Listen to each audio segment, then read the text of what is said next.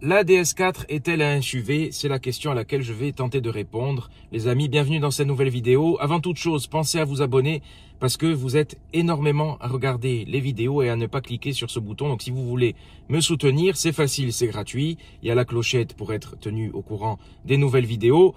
N'hésitez pas, ça fait plaisir, un peu de soutien parce que je fais beaucoup de vues, mais j'ai peu d'abonnés. Il y a des chaînes qui ont beaucoup d'abonnés qui font peu de vues. Voilà, YouTube, c'est parfois bizarre, mais c'est comme ça. J'avais envie d'essayer la voiture sur un chemin. Alors, je vais faire plusieurs passages. Je vais vous faire des prises de vue extérieures parce que je vous parle toujours de la voiture sur la route. Mais la DS4 a l'avantage d'avoir, comme le DS7, parce que le DS7, on le voit, c'est un SUV. On l'identifie comme ça de suite. La DS4, moi, je l'identifie comme une berline surélevée. Mais elle a l'avantage d'avoir une garde au sol de 18,9 cm, 19 cm pour le DS7, donc au final c'est quasiment pareil. Alors en vidéo on va pas se rendre compte qu'il y a des trous, c'est un chemin assez rocailleux, je voulais pas quelque chose, on n'est pas sur du franchissement, mais on est sur un chemin assez cabossé avec 2-3 difficultés, 2-3 bosses, donc on va pouvoir tester la garde au sol. Je voulais pas non plus une piste trop simple, parce que prendre une piste on peut la prendre en voiture, voilà, ça change rien.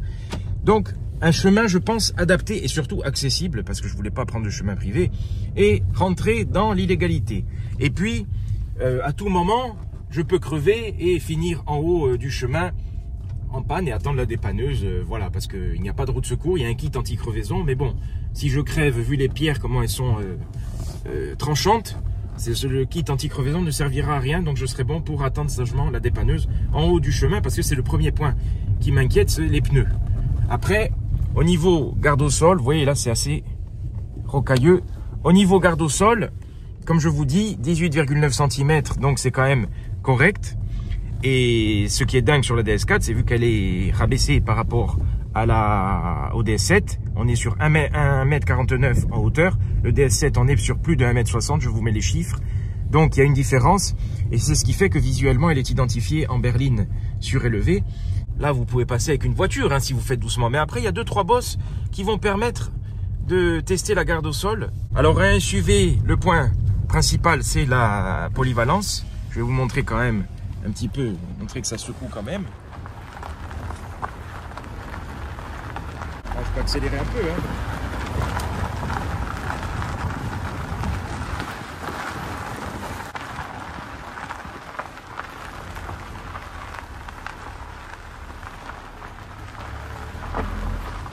Alors pour l'instant ça passe tranquille. Là ça commence un petit peu à se corser, il y a des creux. Quelques creux et quelques bosses. Alors ce qui est bien déjà de suite, c'est que ça reste hyper confortable. On sent pas les aspérités de la route, c'est vraiment très très bien. On est quand même sur une voiture premium et je peux vous dire que le confort est là. De toute façon je vous ferai un bilan des 10 000 km. Là j'ai l'impression au niveau sensation, au niveau des suspensions, j'ai l'impression d'être dans un vrai SUV, alors que esthétiquement, nous ne sommes pas dans un SUV. Autre avantage, elle a des porte-à-faux plus courts que ceux de la DS7. Donc, alors je n'ai pas l'angle d'attaque, l'angle de fuite et l'angle ventral. Voilà, je n'ai pas les chiffres. Je pense pas qu'ils soient supérieurs à ceux du DS7, parce que l'angle d'attaque doit être quand même supérieur. Là, il y a la bosse et ça passe tranquille. Alors bien évidemment, il y a une Fiat, sauf que lui, il peut frotter. Voilà, bien évidemment, à ce niveau-là, une voiture passe tranquille. Mais moi, je peux passer plus vite et plus aisément. La bosse, que n'a pas pris la Fiat, hein, vous constaterez qu'elle est garée en dessous. Ça passe tranquille, ça ne frotte pas.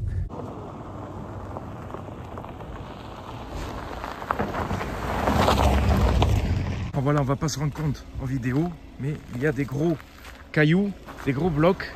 Et c'est assez cassant, alors ça dépend des endroits. Voilà, la DS4, je vais la salir un peu. Les porte-à-faux sont plus courts que ceux du DS7. Magnifique. Et c'est ça qui est incroyable, c'est que comme elle est rabaissée, on a l'impression que c'est une berline, mais en fait elle a les capacités. Elle a peut-être autant de capacités que le DS7. Voilà. Hors route, alors comme je vous dis, c'est pas un 4x4. Il y a des versions hybrides rechargeables qui sont 4 roues motrices. On est sur une traction, mais ça n'empêche pas, regardez les vidéos de la 4L de Vincent, une traction n'empêche pas d'aller sur les chemins. Alors, Ce qui m'inquiète, c'est les pneus, parce qu'on est sur des Michelin e-Primacy, on n'est pas sur des pneus typés mixtes ou quoi que ce soit. 205 55 19, voilà. Ils sont pas taille basse, mais il y a quand même assez d'épaisseur, mais il faut faire gaffe. Vous voyez déjà, ils sont déjà salis par le frottement, donc faudra faire gaffe pour les jantes. Un petit peu le paysage.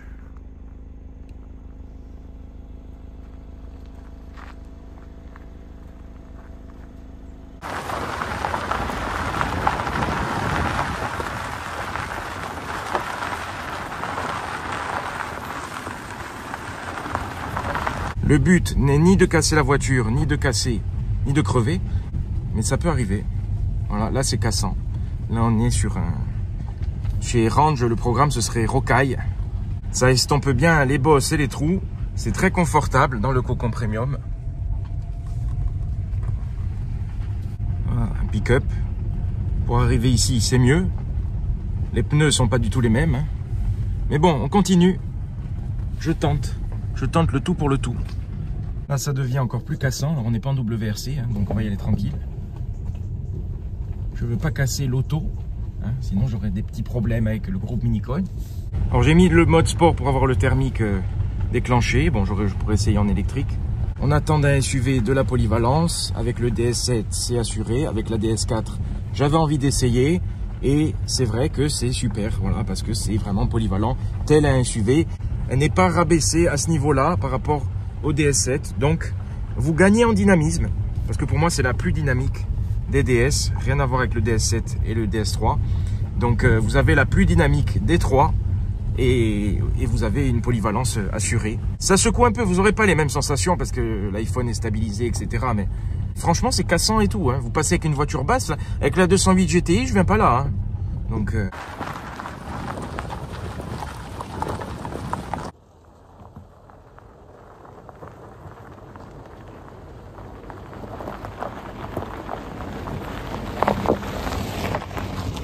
Visuellement, on a l'impression qu'il y a peu de débattement. Au final, ça absorbe très très bien au niveau des suspensions. Voilà, ce qui est impressionnant, c'est les grandes roues. Hein. Vous voyez, il y a peu d'espace entre le pneu et l'aile, mais ça absorbe vraiment bien. Et avec une vue magnifique. Et c'est pas fini, on va monter encore. Alors, un autre avantage de cette DS4, c'est ses caméras. Parce qu'elle a la caméra à 360. Alors, vous pouvez conduire comme dans GTA 3, enfin certains GTA. Hein, vous pouvez conduire jusqu'à 16 km/h comme ça. Après, c'est sûr que vous pouvez taper à l'avant si vous ne regardez pas, si vous décidez de regarder avec la caméra. Mais l'avantage, c'est que vous avez les caméras sur le côté. Donc, vous voyez où vous placez vos roues. Donc ça, c'est très très bien, c'est un avantage. Pas pour faire du franchissement, hein, je le répète, mais pour se garer, vous pouvez voir si vous êtes proche ou loin du trottoir, si vous touchez, pour éviter d'abîmer les jantes, c'est vraiment très très pratique. J'ai mis du temps à l'utiliser et en fait maintenant je m'en passe plus. Voilà, pour vérifier, c'est vraiment très pratique d'avoir toutes ces caméras. En plus, vous pouvez voir ce qui arrive. Oui, c'est quand même, c'est un paysage lunaire au niveau de la rocaille. Là, il y a un rocher, il faut faire gaffe. Mais la garde au sol assure.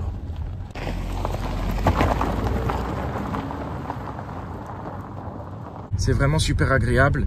Et je pense notamment à mon métier d'infirmier libéral, où souvent on est amené à être sur des chemins, ou quand il y a les tempêtes, quand il y a quelques inondations, voilà, on est obligé de passer quand même, arriver de partir en vigilance rouge, travailler quand même, parce que vous êtes obligé d'y aller.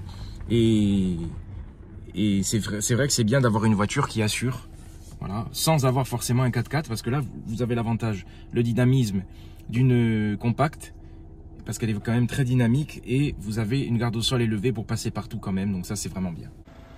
Alors, je vais pas tenter le diable, hein, on va pas monter par là, mais je voulais vous montrer un petit peu, voilà, la garde au sol.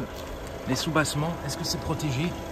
C'est protégé, il y a une plaque de protection. Donc c'est bien pensé.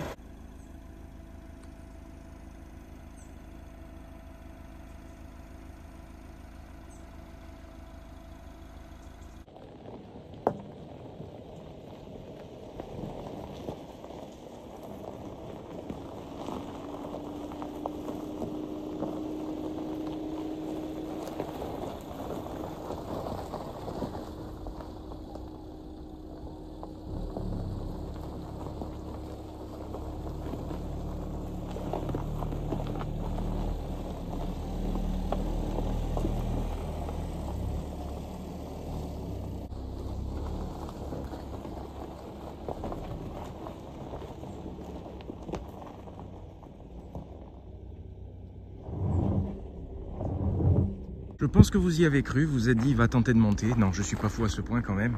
Là, je l'ai mis dans cette position pour admirer le débattement. Voilà. Il y a du débattement. Je peux vous dire que ça monte, que c'est quand même surélevé. On est dans un cadre magnifique, il fait beau, il fait chaud pour cette fin novembre. Voilà. En compression, je vous laisse à nouveau admirer la vue.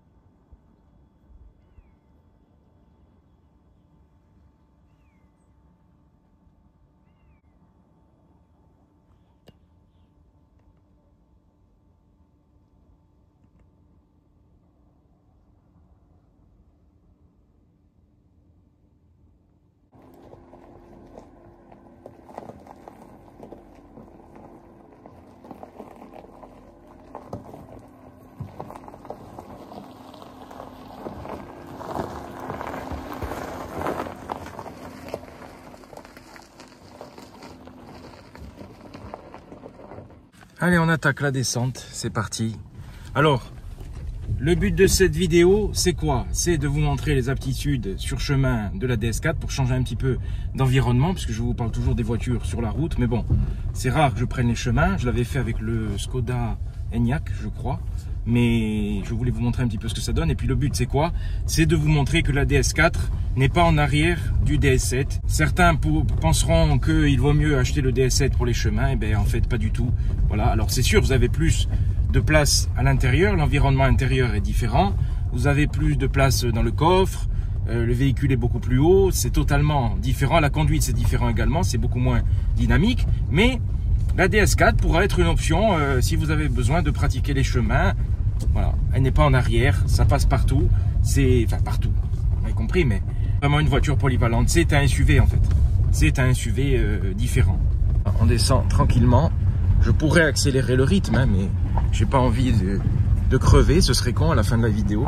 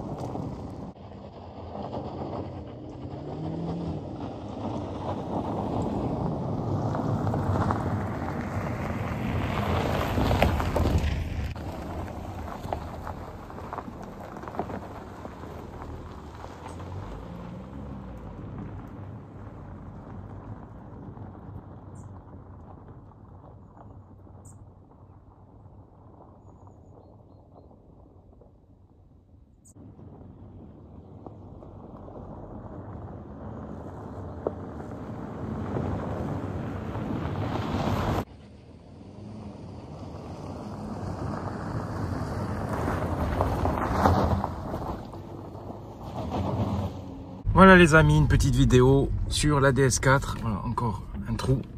J'espère que ça vous a plu et en tout cas, ça confirme la polyvalence de la DS4. Ce n'est pas un sous-SUV. Voilà. Esthétiquement, ça ne l'est pas et pourtant, elle a quand même des capacités hors des routes. Voilà les amis, bonne journée à vous. À bientôt pour une nouvelle vidéo.